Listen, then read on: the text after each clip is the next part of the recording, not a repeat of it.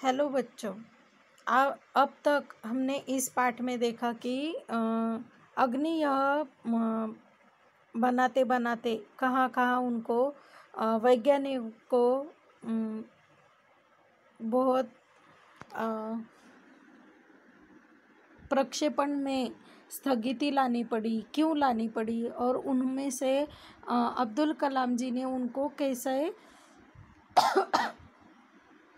उनकी मुश्किलों को समझा और उनको प्रोत्साहित किया कि ऐसी छोटी मोटी तो परेशानियां आती ही है और अभी बड़े से बड़े देश में भी ऐसे सब चलता ही है। ऐसे मुश्किलों से जूझकर ही हम बड़ा कुछ कर सकते हैं। अब्दुल कलाम जी कहते हैं, मैंने DRDL और RCI परिवार के 2000 से भी अधिक सदस्यों को संबोधित किया। बहुत मुश्किल से कभी किसी प्रयोगशाला या RAD संस्थान को देश में पहली बार अग्नि जैसी प्रणाली विकसित करने का अवसर मिला। और वह कहती है कि उन्होंने 2000 लोगों को संबोधित किया था और वह कहती है कि बहुत कम देशों में ऐसा कुछ करने को अवसर मिलता है। यह अवसर हमें दिया गया है। स्वाभाविक रूप से बड़े अवसर अपने साथ बराबर भी की चुनौतियां भी लाते हैं। और अब्दुल कलाम जी उन वैज्ञानिकों को, उन काम करने वाले लोगों को कहते हैं कि जितनी बड़ी कोई भी काम होता है, जैसे बहुत बड़ा काम करना हुआ हमें, तो उसमें बहुत बड़ी चुनौतियां भी आएंगी, बहुत बड़ी मुश्किलें भी आएंगी। वो सादा काम होता है क्या? नहीं, वो बहुत बड़ा होता है। इसलिए उसमें आने वाला प्रश्न, कुछ अड़चन हो, वह भी बड़ी समस्याएं ही लेकर आती है। हमें हिम्मत नहीं हारनी चाहिए। सदस्यों को हमें हराने का मौका नहीं देना चाहिए। देश को हमसे सफलता से कुछ कम भी पाने का अधिकार नहीं है।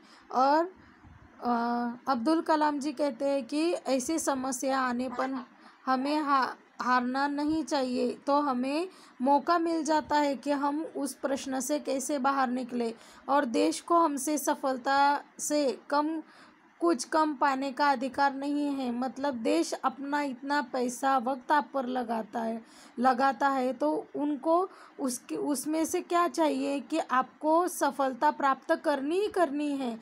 आइए सफलता को लक्ष्य बनाएं। अपना संबोधन लगभग खत्म कर चुका था कि मैंने लोगों को कहते हुए पाया, मैं आपसे वादा करता हूँ, महीने के खत्म होने के पहले ही अग्नि का कामयाबी से प्रक्षेपण करने के बाद हम यहाँ वापस मिलेंगे। और बहुत लोग एक दूसरे से कह रहे थे कि हम ज़रूर कामयाब होंगे। यह किसी आश्चर्य से कम नहीं था कि मैंने सैकड़ों कर्मचारियों ने यह किसी आश्चर्य से कम नहीं था कि कैसे सैकड़ों कर्मचारियों ने लगातार काम करके प्रणाली की तैयारी का काम स्वीकार्यता परीक्षणों सहित केवल 10 दिनों में पूरा कर डाला। लेकिन अब बाधाएं पैदा करने की बारी विपरीत मौसम की थी। अब एक चक्रवात का खतरा मंडरा रहा था। सभी कार्य केंद्र उपग्रह संचार के जरिए आपस में जुड़े हुए थे। मौसम संबंधी आंकड़े रुक कर आने लगे और 10 मिनट में अंतर्जाल में उनकी बाढ़ सी आ गई। और अब्दुल कलाम जी कहते हैं कि अगर कोई भी बहुत बड़ा कार्य हो तो उसमें छोटी बड़ी कठिनाइयाँ आती हैं। उनके सैकड़ों कर्मचारियों ने प्रणाली में जो कुछ अड़चनें थी वह 10 दिन में पूरी की पूरी दूर कर दी। लेकिन अब एक बहुत बड़ा खतरा मंडरा रहा था। वो कौन सा था? चक्रवात का खतरा। अभी ये तो सब निसर्ग के ऊपर रहता है कि कब कैसे मौसम बदलेगा। इसको व्यक्ति या कोई आदमी वह संभाल नहीं सकता है।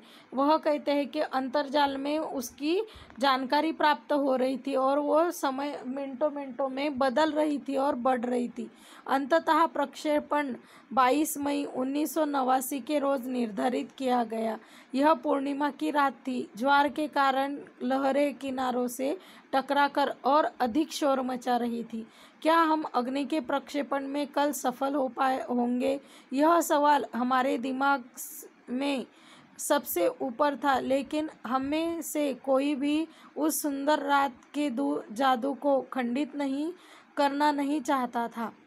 और उसके बाद जब मौसम बिगड़ गया, उसके बाद कौन सी तारीख तय हो गई? 22 मई 1989। यह तारीख हो गई निर्धारित जब वह क्षेपणास्त्र छोड़ने वाले थे। यह और उसके पहले पूर्णिमा की रात थी और ज्वार के कारण किनारों पर बहुत लहरें टकरा रही थी और शोर मचा रही थी। एक लंबी खामोशी तोड़ते हुए आखिरकार रक्षा मंत्री महोदय ने मुझसे पूछा, कलाम, कल तुम अग्नि की कामयाबी का जश्न मनाने के लिए मुझसे क्या उपहार चाहोगे? और रक्षा मंत्री जी कहते हैं कि अगर तुम कल कामयाब हो जाओगे कलाम, तो तुम मुझसे क्या उपहार चाहोगे? यह एक मामूली सा सवाल था, लेकिन मैं तत्काल इसका कोई भी जवाब नहीं सोच पाया।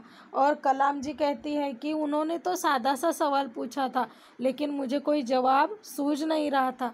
मैं क्या चाहता था, क्या था जो मेरे पास नहीं था, कौन सी चीज़ मुझे और खुशी दे सकती थी? और तब मुझे जवाब मिल गया। और अब्दुल कलाम जी कहते हैं कि ऐसी कौन सी चीज़ थी जो मुझे बहुत खुश कर सकती थी? मैं वह सोच रहा था। हमें RCI में लगाने के लिए 1,00,000 पौधों की ज़रूरत है, मैंने कहा। अगले ही दिन सुबह 7:10 पर अग्नि मिसाइल प्रज्वलित हो उठी। और वह कहते हैं कि फिर दूसरे दिन सुबह 7 बजे अग्नि मिसाइल प्रज्वलित हो उठी। यह एक परिपूर्ण प्रक्षेपण था। सभी उड़ान मानक पूरे हुए।